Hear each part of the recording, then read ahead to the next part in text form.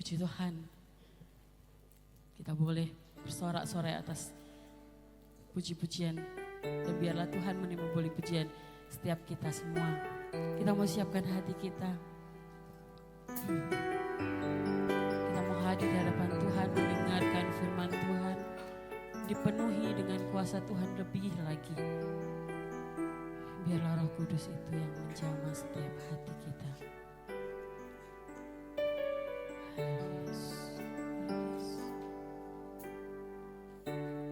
Roh Allah yang hidup penuhiku,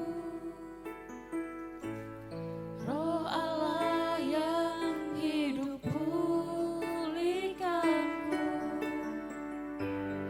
turunlah urapan ke atasku,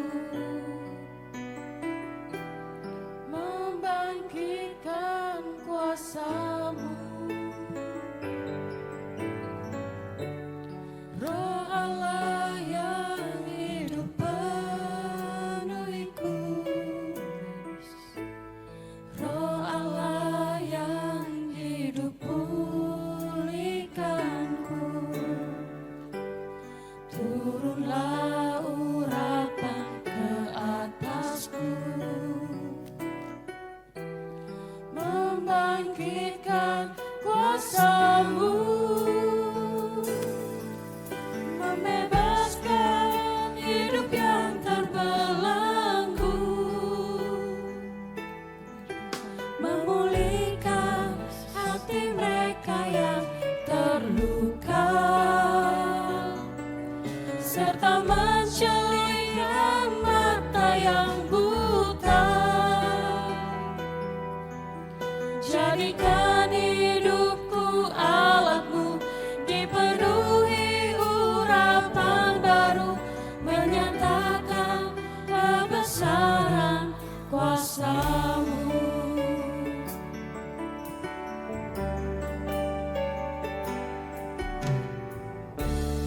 Roh Allah yang hidup penuhiku,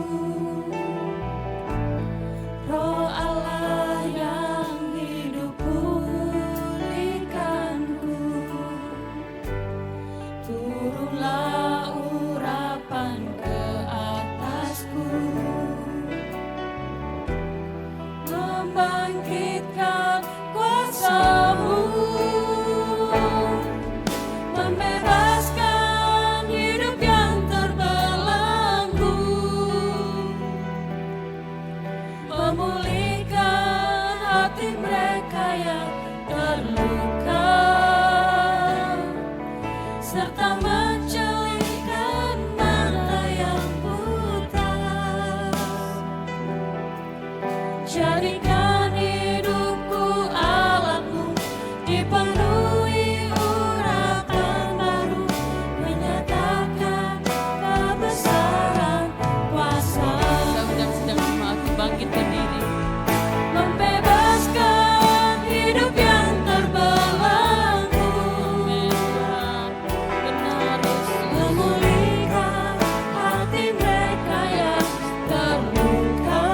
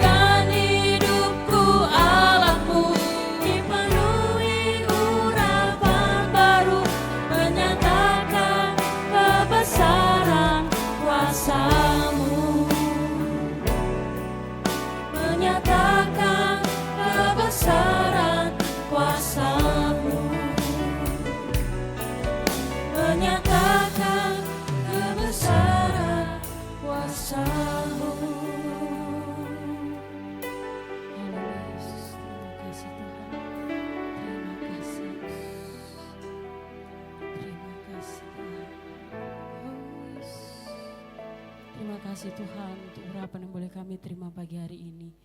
Terima kasih untuk setiap pujian yang boleh kami naikkan Tuhan. Kami mengucap syukur karena kami masih memiliki kesempatan untuk memuji dan memuliakan nama-Mu Tuhan. Sebentar kami akan mendengarkan firman-Mu Tuhan.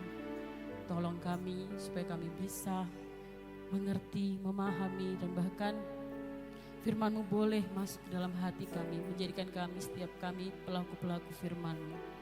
Berkati hamba-Mu yang akan menyampaikan kebenaran firman-Mu Tuhan. Urapi hamba-Mu dengan kuasa yang daripada-Mu saja Tuhan. Terima kasih Tuhan, kami menyerahkan waktu kami di dalam nama Tuhan Yesus. Amin. Jemaat dipersilakan duduk.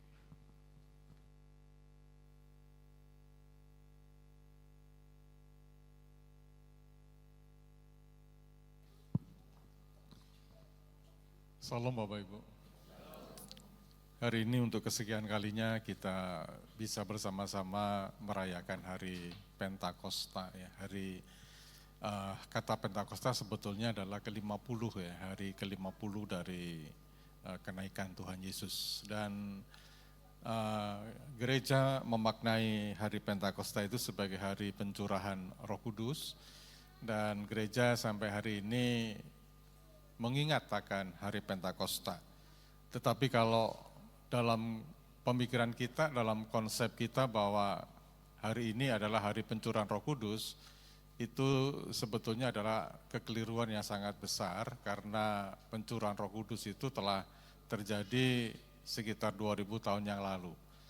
Jadi kalau gereja masih romantisme bahwa hari ini adalah pencurahan Roh Kudus, konsepnya sama sekali tidak tepat ya, karena pencurahan Roh Kudus sudah terjadi pada waktu hari Pentakosta 2000 tahun yang lalu. Jadi kita tidak lagi mengejar karunia Roh Kudus ya, karena sudah dicurahkan pada beberapa tahun yang lalu. Seharusnya kita lebih mengejar kepada buah-buah roh di dalam kehidupan kita. Itu sebabnya Bapak Ibu yang dikasihi Tuhan, dalam konteks hari Pentakosta ini, saya ingin mengajak kita semua untuk belajar salah satu sikap atau buah roh yang terpancar dari karakter yang akan muncul dalam kehidupan kita.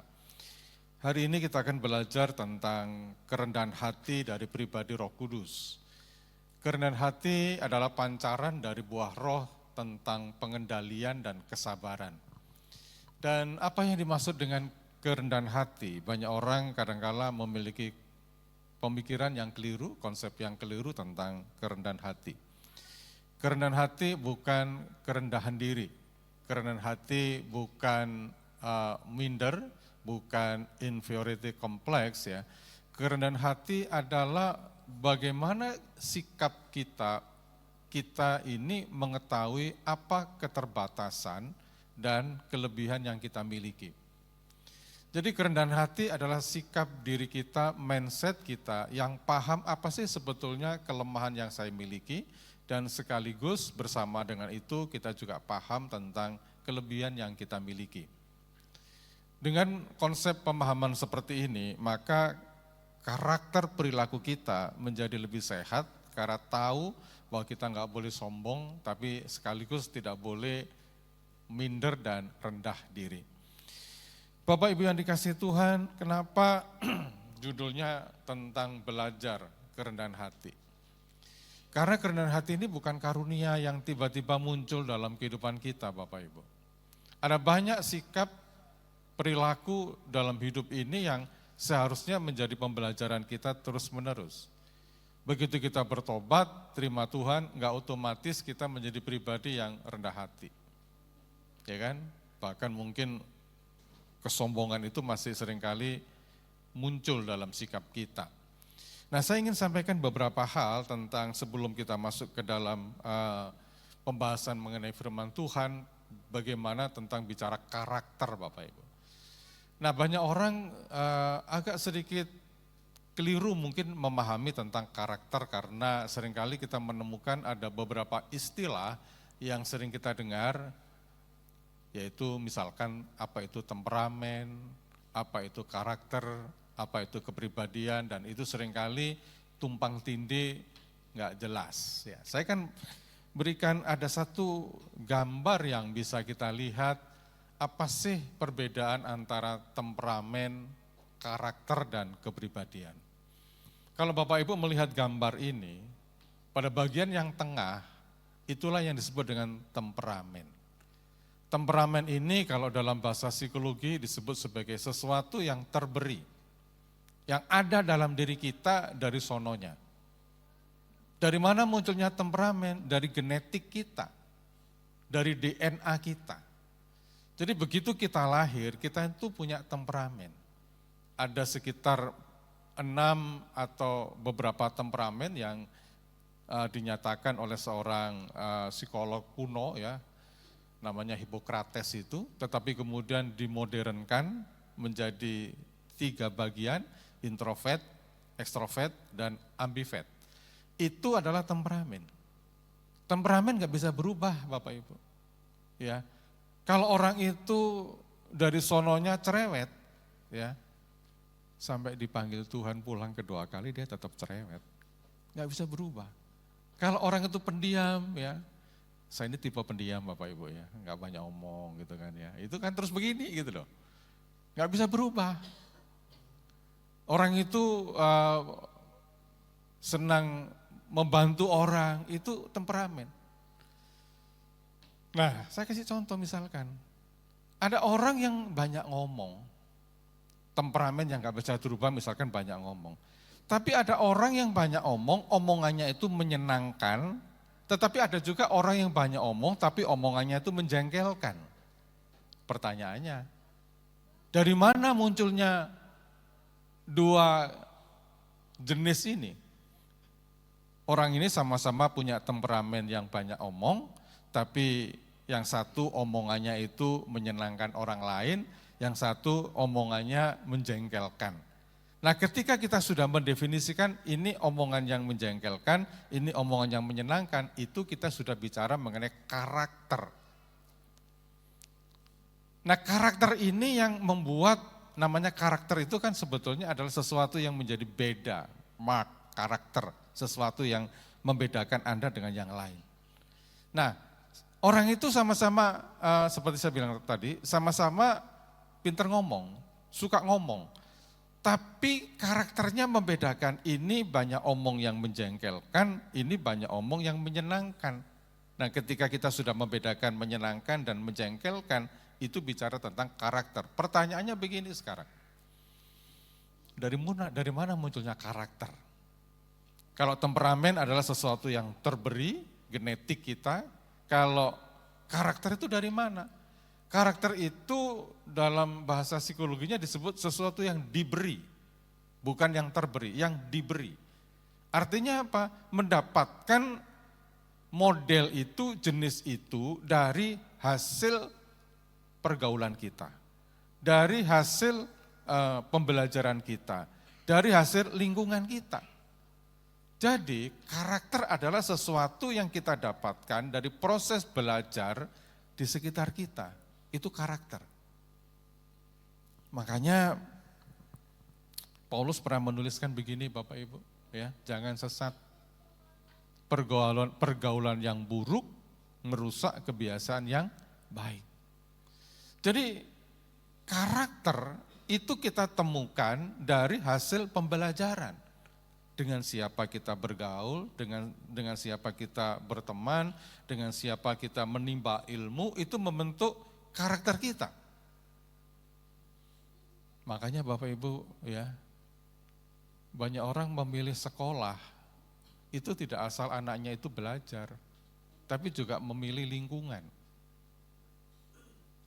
Kenapa orang-orang kaya pilih sekolah yang bagus-bagus, yang bonafit? Kenapa? Karena mereka tidak hanya belajar akan ilmu, kalau ilmu kurikulumnya sama di mana-mana.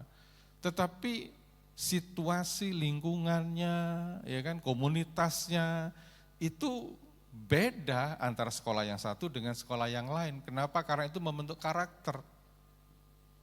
Kalau Bapak Ibu punya anak dan sekolah di madrasah gitu ya misalkan, karakternya akan terbentuk.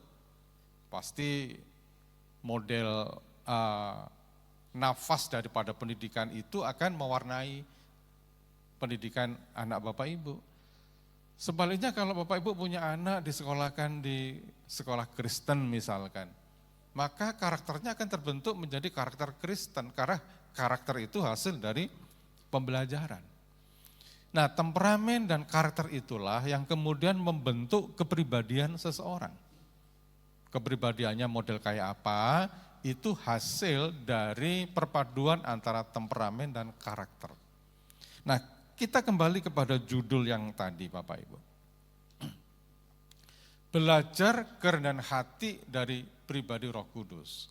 Artinya kerendahan hati ini adalah karakter yang harus kita pelajari. Bukan sesuatu yang terberi.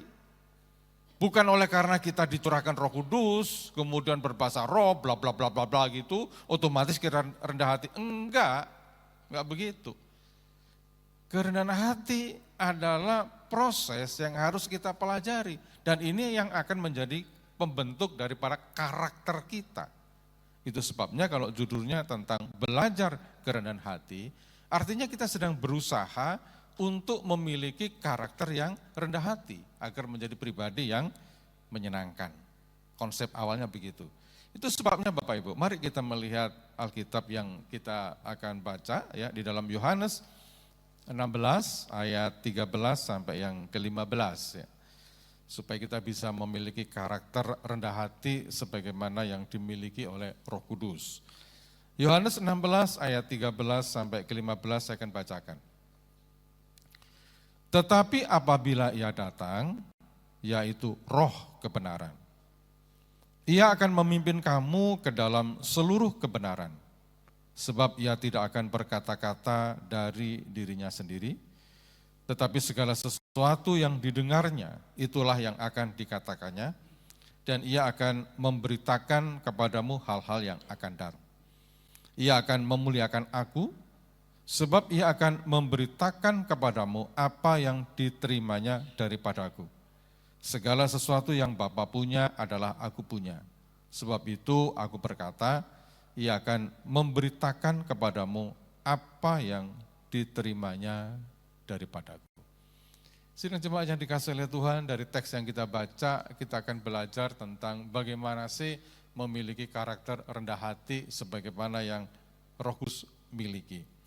Hal yang pertama yang ingin saya sampaikan Bapak Ibu, kerendahan hati Roh Kudus di dalam teks ini dinyatakan dengan kecenderungan dia untuk tidak mencari panggung sendiri.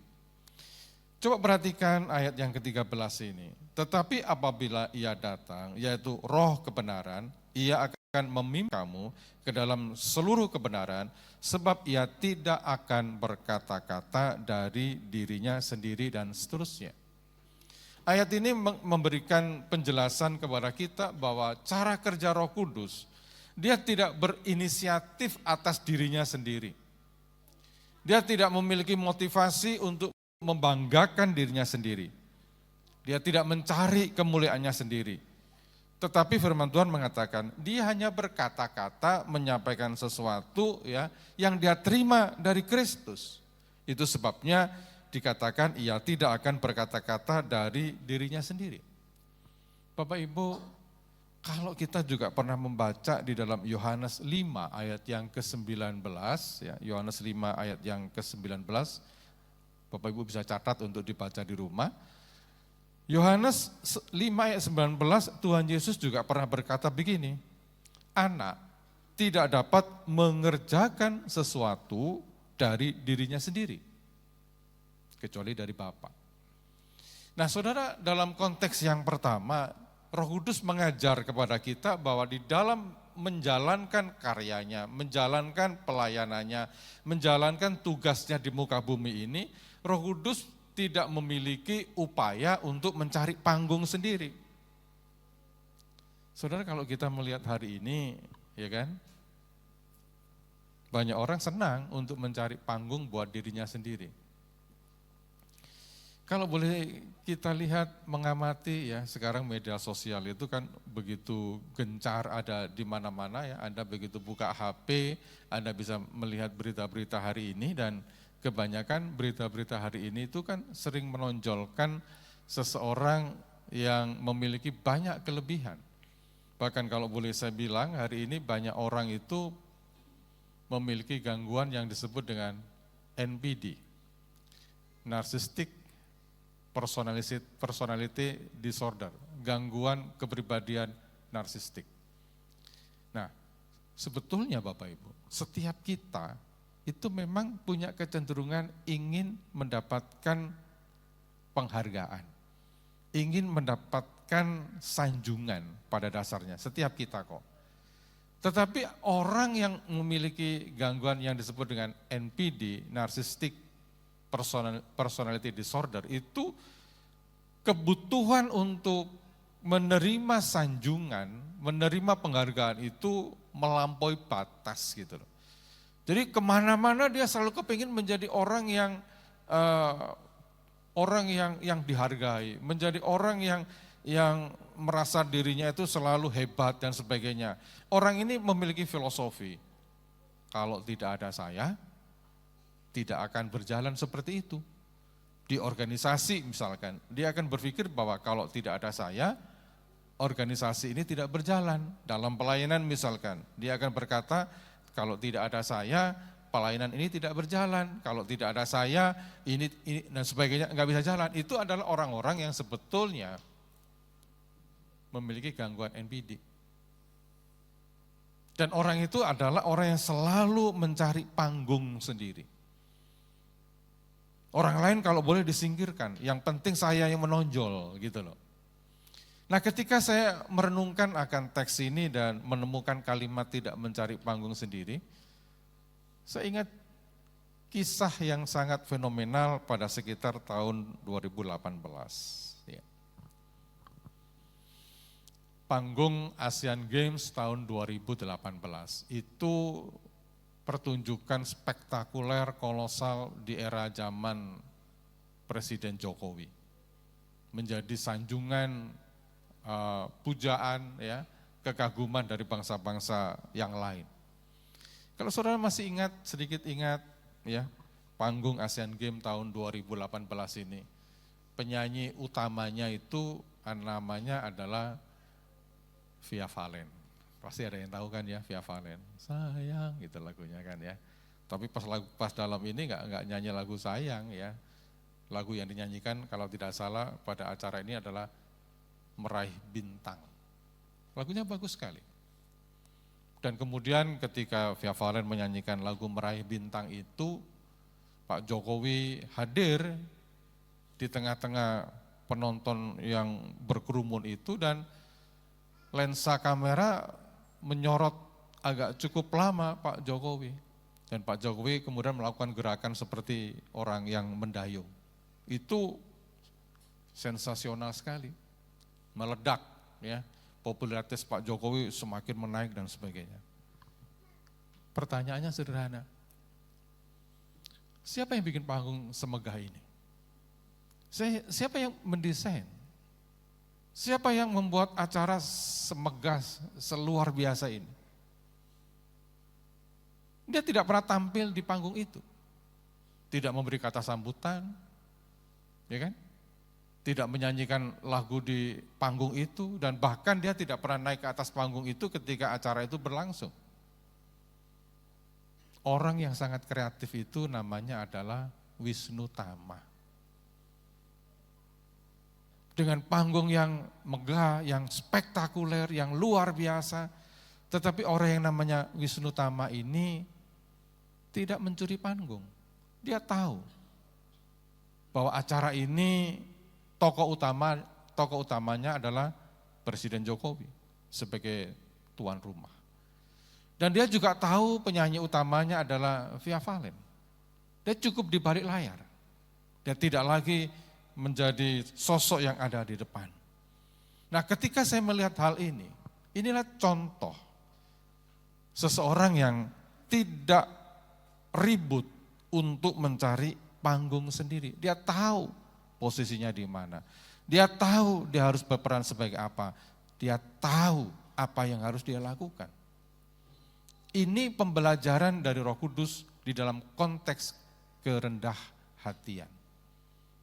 Gereja, Bapak Ibu, Ada panggungnya di sini. Yang seringkali Bapak Ibu lihat siapa? WL, pengkhotbah, tim musik. Tapi tahu nggak Bapak Ibu, siapa yang men-setting ibadah kita sedemikian rapi, sedemikian bagus, dan kita menikmati, kadang bahkan ketika menyanyikan pujian, air mata kita bisa menetes dan sebagainya. Ada orang-orang di balik panggung, di balik stage ini, yang datang lebih pagi dari kita semua, yang atur lebih dulu dari kita semua, yang melakukan pekerjaan tidak pernah mendapatkan penghargaan dari siapapun. Orang-orang itulah adalah orang yang tidak mencari panggung. Itu belajar kerendahan hati. Bahkan namanya pun tidak pernah disebutkan. Di dalam roster pun namanya tidak muncul. Ketika kita mampu bersikap seperti ini dalam kehidupan sehari-hari, engkau sedang belajar kerendahan hati dari Roh Kudus. Amin Bapak Ibu? Amin? Kadang kita bangga loh berdiri di sini ya. Berapa kali Bapak Ibu, seringkali kalau saya dalam dunia akademik, ya, dalam pembinaan hamba-hamba Tuhan dan sebagainya, seringkali saya bilang bahwa panggilan atau profesi yang sangat rentan dimasuki orang dengan psikologi yang tidak sehat adalah posisi seorang hamba Tuhan. Kenapa? Karena seseorang kalau misalkan orang itu memiliki kepribadian yang dalam kategori NPD, Narcissistic Personality Disorder, itu akan terpenuhi dengan cukup deras ketika orang itu menjadi pusat perhatian. Dan kapan orang itu menjadi pusat perhatian? Ketika berdiri di sini. Seperti hari ini misalkan, beberapa pasang mata yang telah melihat saya. Bagi orang yang NPD ini kepuasan yang luar biasa. Tetapi hari ini kita belajar, kalau kita bicara tentang kerendahan hati, dalam apapun, dalam pekerjaan apapun, dalam tugas apapun, jangan mencari panggung buat diri sendiri. Kalau orang itu tampil pada posisi itu, silakan dia tampil pada posisi itu. Kalau orang itu memang dipercaya untuk melakukan ini, silakan dia dipercaya untuk melakukan ini. Buat kita siapa? Bagaimana? Buat kita bagaimana? Kita paham di mana posisi kita yang sebenarnya, di mana kita seharusnya berada. Itu sebabnya Bapak Ibu. Tadi sudah saya definisikan, apa itu kerendahan hati? Kerendahan hati adalah seseorang yang mengakui keterbatasan dirinya dan sekaligus paham akan kelebihan dirinya. Dia ada dalam posisi yang tepat. Makanya dalam rumusan orang yang rendah hati itu, orang itu akan mengatakan bahwa I'm okay, but you okay juga, gitu loh. Tidak kamu okay, tapi saya not okay. Atau saya okay, tapi you not okay. Bukan begitu, sama. Itu rendah hati. Roh Kudus mengajar kepada kita supaya kita tidak mencari panggung buat diri kita sendiri. Itu yang pertama. Yang kedua Bapak Ibu, Roh Kudus juga mengajar kepada kita supaya kita itu tidak menjadi pusat perhatian kalau memang kita bukan pusat perhatian. Perhatikan ayat ini Bapak Ibu, ayat 14.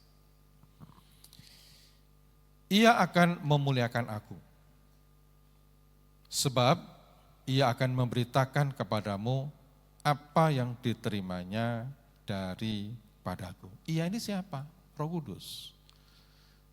Sebelum saya masuk ke dalam teks ini Bapak Ibu, saya hanya ingin mengulik kata ia.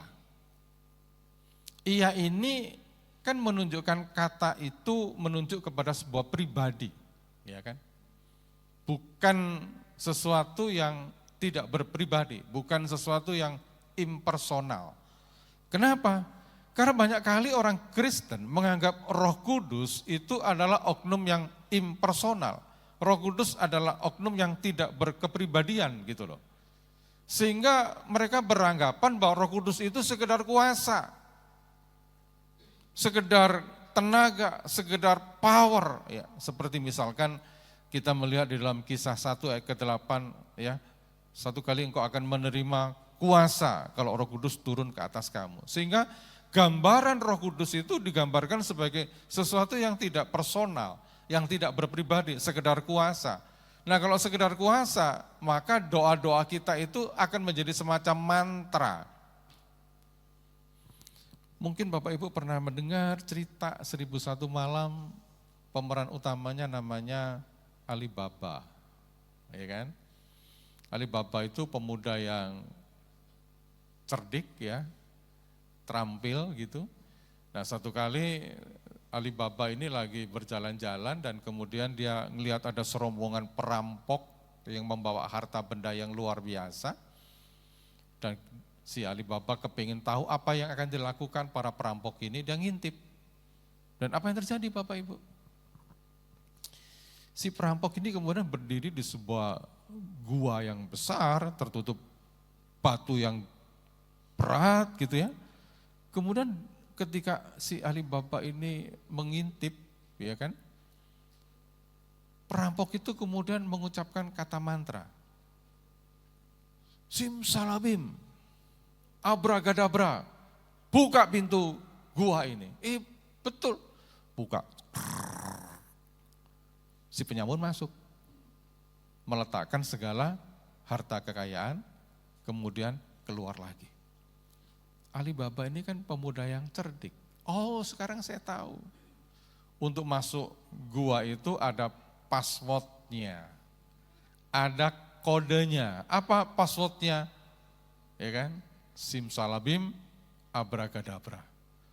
Alibaba kemudian berdiri di depan pintu itu, pintu gua. Dia mengucapkan kata yang sama, simsalabim, abragadabra. Pintu itu kemudian buka. Dia masuk, ambil harta, kemudian keluar. Yang saya ceritakan ini Bapak Ibu, kalimat yang diucapkan oleh Alibaba itu mantra. Kalau hari ini ngomongnya password. Kerap kali ketika kita tidak paham bahwa Roh Kudus itu adalah pribadi, doa kita itu seperti mantra. Kita diajari kalau doa apa ini, doa untuk mendapatkan berkat seperti ini, doa ngusir setan seperti ini, doa mendapatkan pengasihan seperti ini. Saya kasih tahu Bapak Ibu, itu pengajaran yang sesat. Roh Kudus adalah oknum yang berpribadi. Dia bisa menolak, dia bisa mengatakan tidak, dia bisa disakiti, dia bisa menangis, dia bisa sedih. Kenapa? Karena dia adalah pribadi. Yesus berkata iya. Kata iya itu adalah kata yang menunjuk kepada person, bukan impersonal. Jadi kalau Bapak Ibu berdoa, ya, anggaplah Roh Kudus itu adalah orang yang atau oknum yang berpribadi. Yang tidak semua doa kita harus dijawab, dikatakan iya, enggak. Dia adalah pribadi. Sebelum saya masuk ke sini. Nah, kita akan masuk teksnya ini. Apa dikatakan oleh Alkitab tentang Roh Kudus? Ia akan memuliakan aku. Sebab ia akan memberitakan kepadamu apa yang diterimanya daripadaku. Yang ingin saya soroti adalah bahwa Roh Kudus tugasnya adalah untuk memuliakan Tuhan Yesus. Dia tidak ingin menjadi pusat perhatian. Yang menjadi pusat perhatian hanyalah Yesus sendiri. Kita kasih contoh Bapak Ibu. Gambar saya cukup jelas. Ada seseorang yang berdiri di panggung dan kemudian ada lampu sorot. Di gereja kita juga ada lampu sorot. Ya kan? Ketika Anda melihat saya dengan cukup terang, ya, Anda tidak akan pernah memuji lampu sorotnya bagus ya, gitu. Enggak akan. Anda enggak akan bertanya berapa watt ya lampu sorot ini, enggak akan. Tugas lampu sorot adalah memberi pencahayaan kepada orang yang berdiri di sini. Dia tidak perlu menjadi pusat perhatian. Roh Kudus itu seperti lampu sorot tadi. Yang disorot adalah kemuliaan Tuhan, kemuliaan Yesus. Dia menampilkan betapa agungnya Yesus, betapa indahnya Tuhan Yesus, betapa luar biasanya Tuhan Yesus. Dia hanya sekedar bersifat sebagai lampu sorot dan dia bukan pusat perhatian itu sendiri. Ini yang terjadi Bapak Ibu. Itu sebabnya ketika kita bicara tentang Roh Kudus, ya, sekali lagi dalam hari Pentakosta ini saya ingin sampaikan, ketika kita bicara tentang Roh Kudus, kita nggak boleh terjebak bahwa Pentakosta hanya bicara tentang karunia. Kita tidak boleh terjebak bicara hanya tentang bahasa roh, ya kan? Si lama gitu ya, lama sekali gitu. Atau sandal lawas gitu ya. Bukan itu persoalannya. Atau pelayanan-pelayanan kita yang penuh dengan mujizat, bukan itu. Pentakosta dalam konteks Roh Kudus yang kita pelajari hari ini, semuanya berfokus pada kemuliaan Kristus. Jadi kalau ada gereja yang hanya menekankan mujizat, hanya menekankan tentang karunia-karunia yang luar biasa, yang spektakuler, dan kemudian nama Yesus digradasikan, diturunkan, jangan-jangan itu bukan gerejanya Tuhan Yesus. Nah, ini yang penting kita lakukan. Bahwa Roh Kudus memberi contoh kepada kita dalam peristiwa Pentakosta, dalam peristiwa pencurahan Roh Kudus, yang menjadi pusat perhatian itu sebetulnya justru kepada Tuhan Yesus. Bukan kepada perkara-perkara yang luar biasa itu. Perkara yang luar biasa itu adalah sampingan dari yang utama adalah Tuhan Yesus. Lalu bagaimana dengan kehidupan kita sekarang?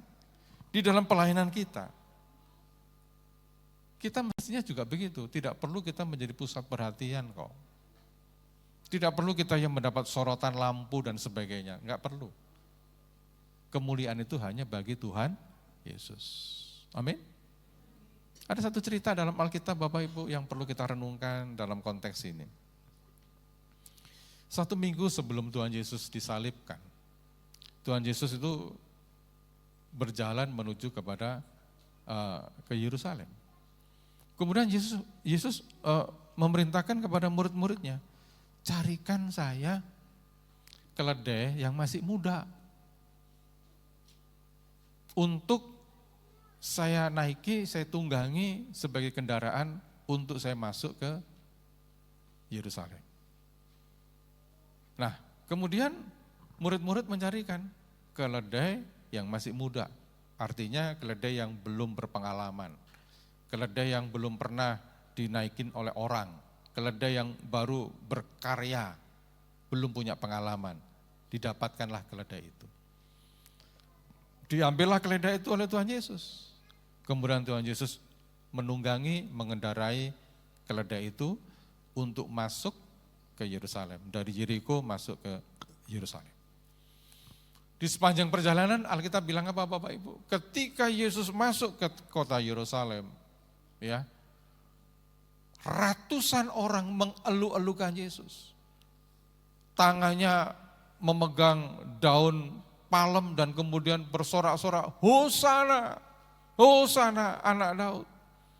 Mereka kemudian meletakkan jubahnya di sepanjang jalan supaya Yesus bisa melewati jalan itu dengan penuh kemegahan. Mungkin begitu. Apa yang ada di benak si keledai ini? Keledai itu mulai berpikir, wow, betapa hebatnya saya. Begitu saya masuk ke kota Yerusalem, ratusan orang mengeluh-elukan saya. Hosana, Hosana. Dan tidak cukup sampai di situ, kata si keledai. Di setiap jejak kaki saya ada jubah-jubah yang telah diatur supaya saya bisa berjejak di atas jubah-jubah itu. Si keledai ini dalam hatinya terkekeh-kekeh. Penghormatan yang saya terima begitu luar biasa. Pertanyaannya sederhana Bapak Ibu. Kalau di punggung keledai itu tidak ada Tuhan Yesus, keledai itu mendapat penghormatan enggak? Tidak. Kalau keledai itu tidak dipanggil oleh Tuhan Yesus untuk menjalankan tugas menghantarkan Yesus menuju ke Yerusalem, apakah keledai itu akan mendapatkan hamparan jubah-jubah itu supaya dia lewat di situ? Jawabannya adalah tidak.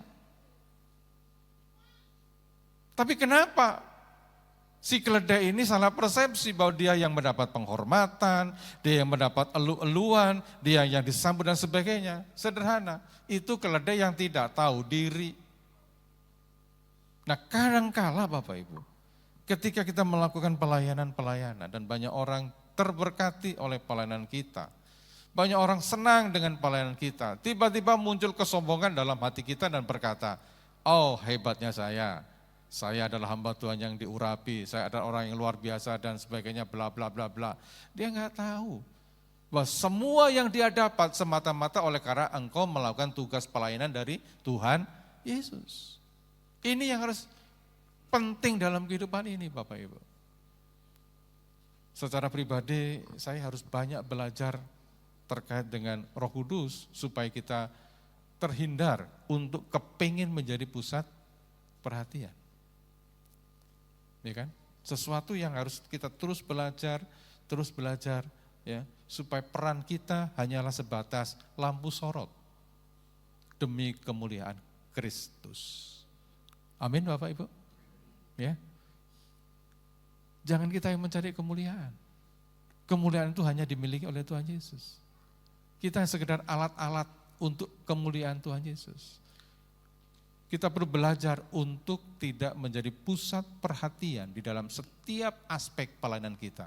Hanya Yesus satu-satunya yang menjadi pusat perhatian. Yang terakhir,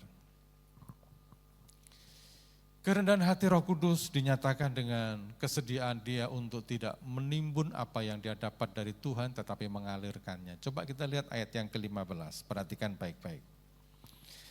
Segala sesuatu yang Bapa punya adalah aku punya. Sebab itu aku berkata, perhatikan ini, Ia, yakni Roh Kudus, akan memberitakan kepadamu apa yang diterimanya daripadaku. Nah, sebelum saya membahas teks yang bagian B tentang memberitakan apa yang diterima, ada satu kalimat di sini yang menarik perhatian buat saya, yang seringkali menjadi perdebatan apologet ya di media sosial ya. Ada seorang pengkritik kekristenan dari Pakistan, dari India ya, namanya Zakir Naik. Ada yang pernah baca ini? Lihat di YouTube ya, Zakir Naik ya.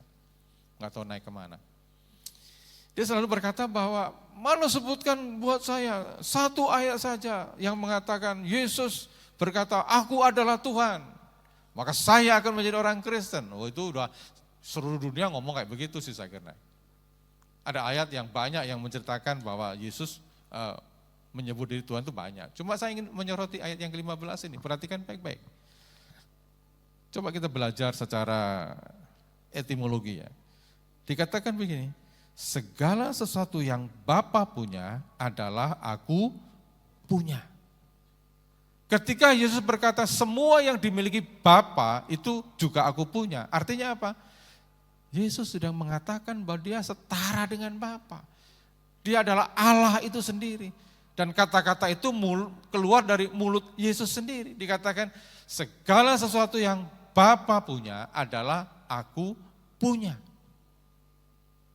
Kalau kita belajar dalam budaya Yahudi, orang Yahudi mendengar kalimat seperti ini, itu adalah penghujatan yang sangat dibenci oleh orang Yahudi. Yesus berkata, semua yang dimiliki Bapa, aku juga punya. Nah, kemudian kita lanjutkan, ya kan? Kembali kepada oknum Roh Kudus, oknum ketiga dari Tritunggal, Trinitas. Sebab itu aku berkata, ia akan memberitakan kepadamu apa yang diterimanya daripadaku. Ada dua kata kunci yang perlu kita renungkan. Dia memberitakan apa? Memberitakan sesuatu yang diterima.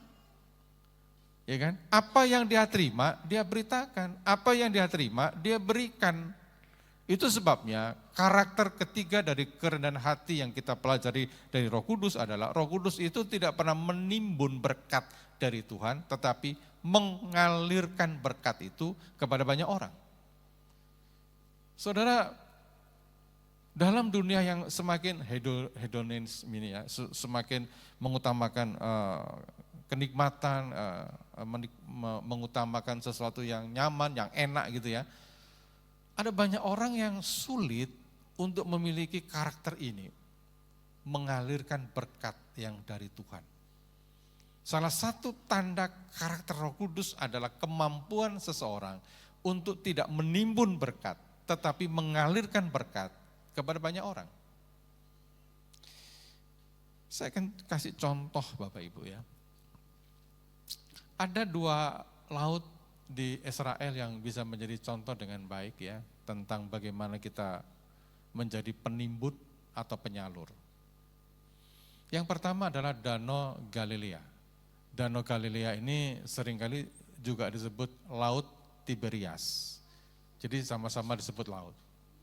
Laut Mati itu sebetulnya juga bukan laut juga, itu juga danau yang besar. Ya. Saking besarnya kemudian disebut dengan laut. Apa beda antara Danau Galilea atau Laut Tiberias dan Laut Mati? Perbedaannya sangat menyolok. Kedua danau ini, kedua laut ini mendapat air dari sumber yang sama, dari Gunung Hermon. Jadi di Gunung Hermon itu ada mata air Bapak Ibu. Ketika mata air itu keluar, mata air itu kemudian berubah menjadi sungai yang sangat besar yang disebut dengan Sungai Yordan. Jadi dari Gunung Hermon keluar sungai yang namanya Sungai Yordan. Turun ya sampai ke bawah, Sungai Yordan itu kemudian memenuhi sebuah area yang begitu besar yang kemudian disebut sebagai Danau Galilea atau Laut Tiberias. Air dari Laut Galilea atau Laut Tiberias ini terus mengalir. Karena air ini terus mengalir, dampaknya adalah ada pergantian air yang terus-menerus di Danau Galilea itu. Akibatnya apa? Ada banyak kehidupan di situ. Ikan-ikan berkeriapan, pohon-pohon tumbuh, ada nelayan di situ, ada kehidupan yang terjadi. Nah kemudian Bapak Ibu, air yang sama itu, yang keluar dari Laut Tiberias, keluar dari Danau Galilea, ini mengalir terus sampai ke bawah, ke satu tempat yang sangat rendah, ya. Menurut geografi, daerah itu tingkat kerendahannya 433 meter di bawah permukaan laut. Jadi bawah sekali. Air itu ngumpul di situ. Bertahun-tahun, ya, puluhan tahun, ratusan tahun ngumpul di situ dan tidak pernah mengalir, mandek di situ. Nah, itulah yang disebut dengan laut mati. Tidak ada alirannya mengalir. Dan apa yang terjadi Bapak Ibu? Laut mati itu airnya itu berkurang hanya oleh karena uap air yang ke atas. Sehingga kandungan garamnya itu begitu tinggi, tidak ada air yang memiliki kandungan garam yang jauh lebih tinggi dibanding di laut mati. Apa yang terjadi Bapak Ibu? Tidak ada kehidupan di sana. Ikan mati, pohon tidak bisa hidup, beda dengan Laut Galilea tadi. Ya kan? Pertanyaannya gini sekarang, penampakannya gimana Pak? Airnya lebih indah mana? Penampakannya itu jauh lebih indah Laut Mati. Laut itu seperti kristal, penuh dengan butiran-butiran garam yang kalau mendapat terpaan cahaya itu bagus sekali. Kayak kristal. Ibu-ibu biasanya kan suka ya, kristal, permata yang indah-indah, seperti itu. Tapi apa yang terjadi? Kalau ada orang yang mau berenang, nggak bisa menyelam, dia hanya mengapung di atas. Tetapi yang menjadi persoalan adalah ketika orang itu lengah, mulutnya kemasukan air dari laut mati, dipastikan dia akan mengalami mual lambungnya bermasalah. Karena airnya mengandung garam tingkat tinggi. Apa yang ingin saya sampaikan Bapak Ibu? Danau Galilea mengalami kehidupan, keberkatan, banyak ikan, pohon dan sebagainya. Karena dia selalu mengalirkan aliran air ke berbagai tempat. Sebaliknya laut mati, kelihatan indah, kelihatan bagus, tapi tidak ada kehidupan. Apa implikasi buat kita? Sama Bapak Ibu. Kalau kita itu hanya senang menerima berkat dari Tuhan, puji Tuhan dapat berkat, tanpa pernah ada kerinduan untuk berbagi kepada orang lain. Hidupmu akan indah seperti laut mati. Kristal-kristal kelihatan mempesona, tapi engkau tidak memberi kehidupan bagi orang-orang yang ada di sekitarmu.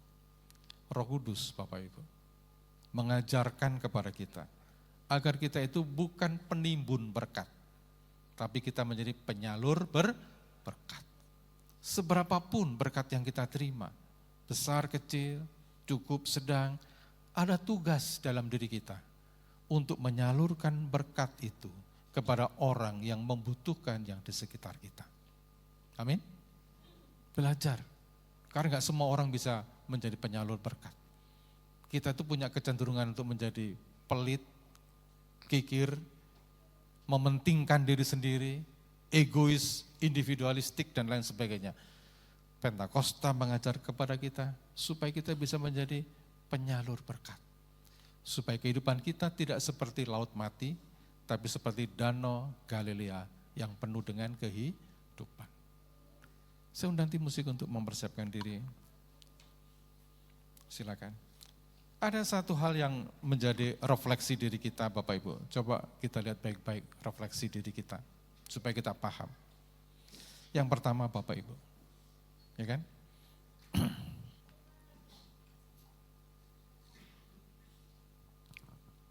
Kok mati anunya, koneknya?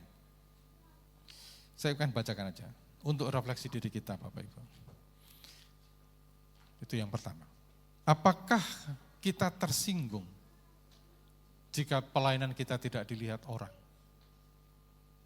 Yang kedua, apakah kita kecewa jika nama kita tidak disebut di dalam pelayanan, di dalam pekerjaan, nama kita terabaikan? Apakah kita merasa tidak dihargai ketika orang lain mendapat pujian dari pekerjaan yang juga kita lakukan? Apakah kita selalu ingin menjadi pusat perhatian dalam setiap hal? Perhatikan baik-baik Bapak Ibu.